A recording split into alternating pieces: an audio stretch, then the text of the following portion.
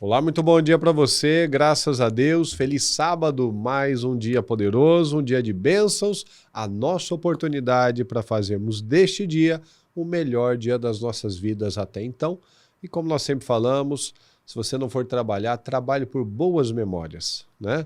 Às vezes já fica cada um na escola, na faculdade, no trabalho, então hoje é um dia de ficar com a família, né? Então, se você tem essa oportunidade, se você não for trabalhar, trabalhe por momentos abençoados, saia, faça um passeio ou tenham momentos agradáveis, assistam um filme, conversem, façam o culto doméstico. Isso é muito importante, criar laços, né? Hoje em dia, infelizmente, a gente vê cada um num canto, num celular, numa tela, num computador, num quarto, num cômodo da casa. Isso é péssimo, porque a família vai se desunindo, vai esfriando e as coisas vão acontecendo e a pessoa vai se perguntando onde foi que eu errei, o que que aconteceu, por que que eu estou vivendo isso?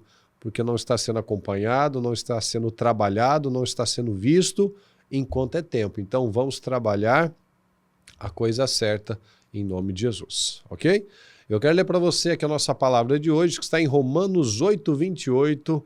Eu tenho certeza que você conhece essa palavra. Olha só. Diz assim: sabemos que Deus age em todas as coisas para o bem daqueles que o amam, dos que foram chamados de acordo com o seu propósito. Então, em uma outra tradução, diz assim: e sabemos que tudo quanto nos acontece está operando para o nosso próprio bem, se amarmos a Deus e estivermos nos ajustando aos planos dele. Então é aquilo que a gente fala, né? Que tem aquela outra versão que diz que tudo coopera para o bem daqueles que amam a Deus. Então é isso que nós precisamos analisar. Quando nós andamos com Deus, nós sabemos reagir, nós não nos afligimos, nós confiamos.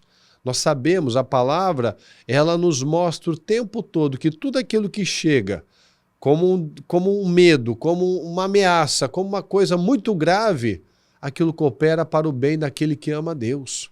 Então, quando a gente analisa, por exemplo, José foi talvez, na minha visão, uma das pessoas que mais sofreu na palavra.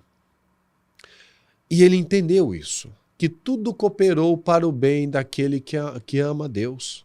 Ele amava a Deus, ele respeitou a palavra, ele ficou com os princípios certos. Ele não se desviou nem para um lado nem para o outro, ele passou pelo processo. Ele viveu muitos anos em grande dificuldade, em grande angústia, em grande aflição. Mas ele viveu muito mais anos de vitória. É aí que está o mais tarde. Essa é a diferença daquele que confia.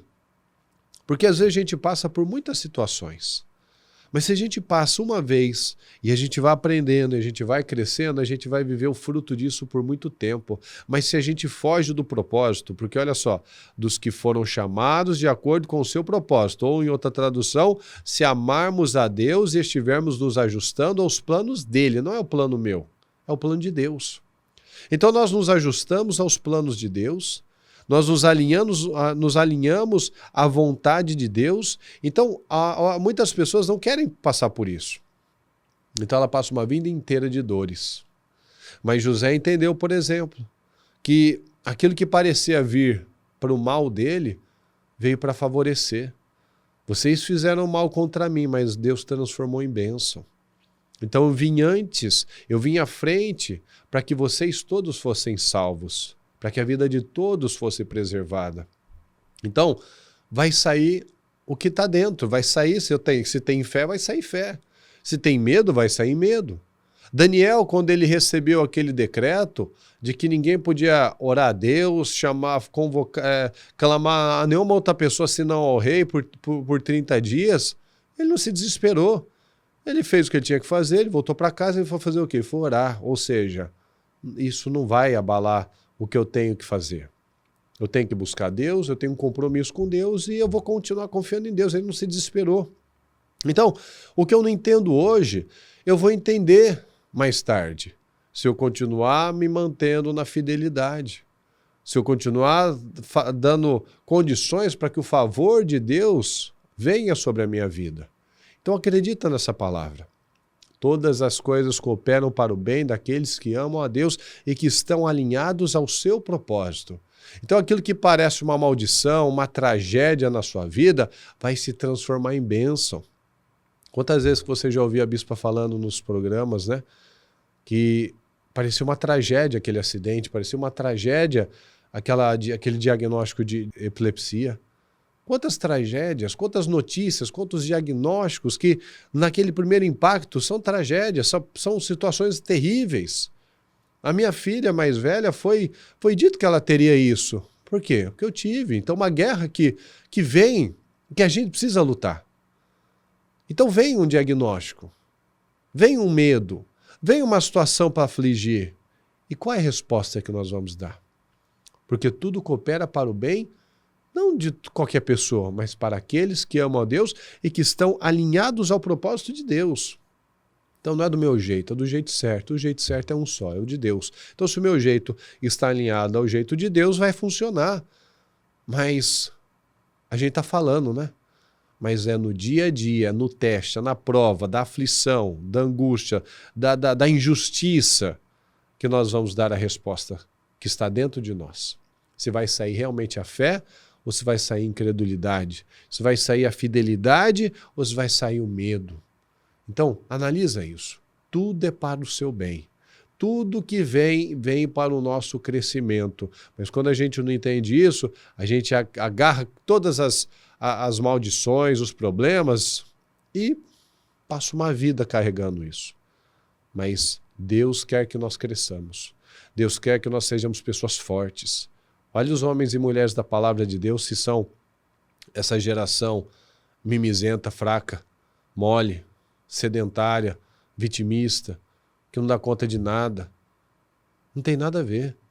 Por isso que os testes vêm para nos refinar. A única coisa que refina o metal, que é duro, é o fogo. Então, a prata, o ferro, o aço, tudo é purificado através do quê? Do fogo. Então, nós somos purificados, nós ficamos melhores através do fogo, através dos testes. Então, confie nessa palavra. Às vezes você teve situações, está enfrentado situações na sua vida. Confie no Senhor e Ele vai fazer. Amém? Vamos orar. Deus Todo-Poderoso, estamos aqui na sua presença, Deus amado, e mais uma vez nós te agradecemos pela vida, pelas bênçãos, por essa palavra, Senhor, uma palavra tão abençoada que muitas vezes nós declaramos ela frequentemente, Senhor. Mas será que nós cremos nela a ponto de obedecer e não colocar em dúvida a sua vontade, a sua palavra? Será que nós estamos nos alinhando ao seu propósito?